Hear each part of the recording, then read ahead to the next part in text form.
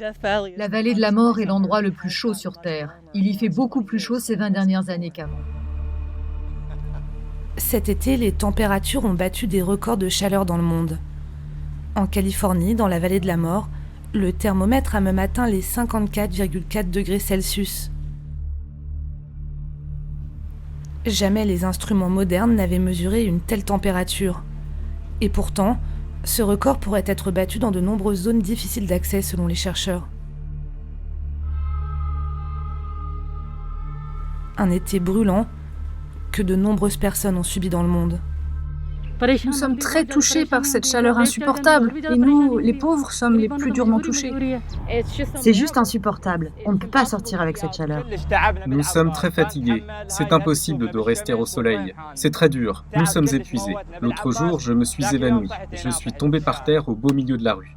Juillet 2021 a été le mois le plus chaud jamais enregistré sur Terre. Et cela inquiète les experts.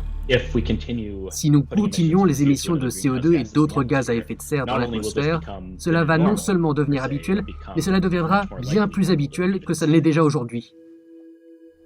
La hausse des températures joue un rôle moteur dans la fréquence et l'intensité des sécheresses, des feux de forêt, des tempêtes et des inondations. La multiplication des épisodes de canicule est dévastatrice pour l'agriculture et mortelle pour les humains. L'inondation, c'est quelques morts, peut-être quelques dizaines. Voilà. Là, on parle de milliers de morts à chaque fois qu'on a une très grande vague de chaleur extrême. Et on sait que ces vagues de chaleur se multiplient. Le Moyen-Orient et l'Afrique du Nord sont déjà parmi les régions les plus chaudes du monde. Mais si les émissions de gaz à effet de serre restent au même niveau, les températures pourraient y atteindre les 56 degrés et plus d'ici 2050. Ces canicules pourraient durer plusieurs semaines et mettre à l'épreuve nos capacités de survie. Si le réchauffement de la Terre atteint le seuil des 2 degrés, un quart de la population mondiale pourrait subir des canicules au moins une fois tous les 5 ans. Cette chaleur étouffante, les Bédouins vivent avec depuis toujours. Je pense qu'il doit faire environ 43 degrés et il est seulement 8h30, 9h. Donc à 14h, la température peut atteindre les 48 à 49 degrés et parfois même 50. Mais c'est normal pour nous. On s'y est habitué. Nous ne sommes ni surpris ni inquiets.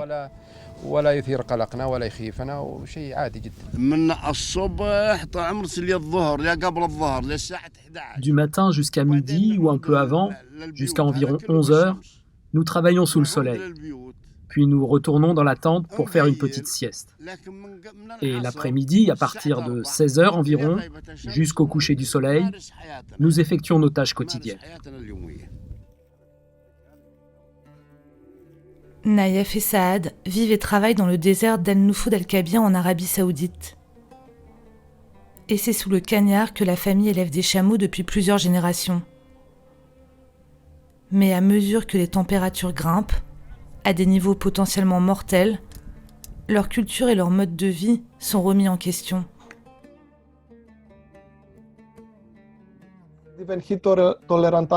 Même les animaux tolérants à la chaleur dans la région, comme certains chameaux ou des chèvres, vont être touchés. L'agriculture sera également touchée. Cette chaleur extrême va donc affecter la production alimentaire. La sécurité alimentaire est très importante.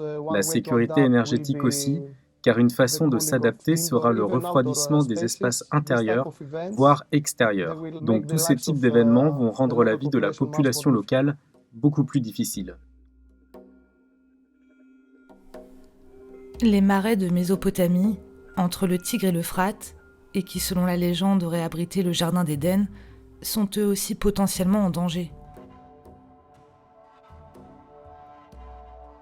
Ce propriétaire de bateau envisage même de quitter le marais où il a grandi.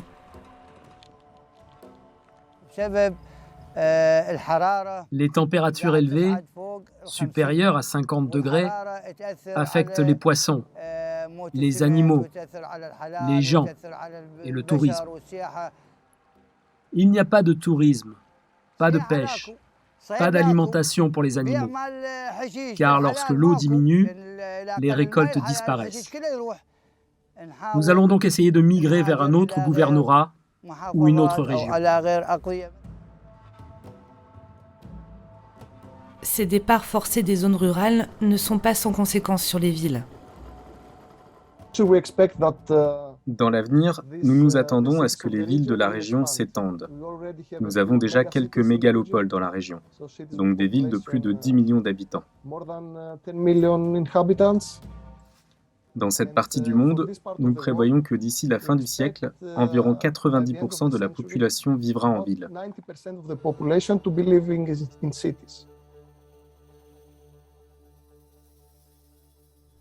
Les températures dans les villes ont tendance à être plus élevées qu'ailleurs, et ce pour plusieurs raisons. Par exemple, les gaz de pots d'échappement et le manque de végétation créent ce que l'on appelle un îlot de chaleur urbain. D'ici la fin du siècle, si rien n'est fait, les villes du monde pourraient se réchauffer de plus de 4 degrés en moyenne, et ainsi rendre impossible par endroits la vie à l'extérieur. La température aux Émirats est différente tous les jours. Parfois, elle atteint 45 degrés, parfois 49 et parfois plus de 52 degrés. Nous devons travailler tous les jours, quelle que soit la température. Lorsque nous quittons nos chambres, nous sommes préparés. Notre corps et notre esprit sont préparés à travailler dans la chaleur. Nous n'avons pas d'autre choix que de travailler dans la chaleur. Notre journée commence à 5 heures du matin et nous travaillons aussi longtemps que notre corps nous le permet. Dans des lieux très humides comme Dubaï, la chaleur est encore plus dangereuse. Car une forte humidité couplée à la chaleur crée ce que l'on appelle des températures humides. Et lorsque cela se produit, la transpiration devient inefficace pour refroidir le corps. Ce qui signifie qu'un adulte en bonne santé ne peut pas survivre au-delà de 6 heures si les températures humides dépassent les 35 degrés.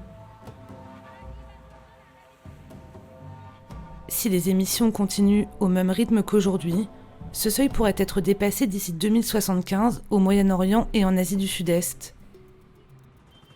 Pour refroidir les pièces, la climatisation est devenue courante dans de nombreux pays, mais cette solution ne fait qu'empirer les choses. Pour générer de l'énergie pour refroidir les espaces, on utilise des énergies fossiles, ce qui émet des quantités supplémentaires de gaz à effet de serre, tels que le CO2 dans l'atmosphère. Donc c'est un cercle vicieux.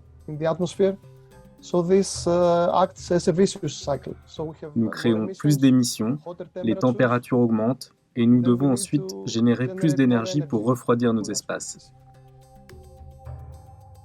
Pour résoudre ces problèmes, les villes du monde entier cherchent à changer leurs habitudes.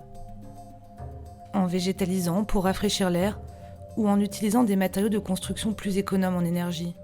Face à l'urgence, les appels à agir avant le point de non-retour se multiplient et tous les regards se tournent désormais vers Glasgow où les dirigeants du monde entier ont rendez-vous pour la conférence climat. À moins d'une réduction immédiate, rapide et à grande échelle des émissions de gaz à effet de serre, nous ne pourrons pas limiter le réchauffement de la planète à 1,5 degré et les conséquences seront catastrophiques. La COP26 de novembre prochain doit marquer un tournant. D'ici là, tous les pays doivent s'engager à atteindre zéro émission d'ici le milieu du siècle et à présenter des stratégies claires, crédibles et à long terme pour y parvenir.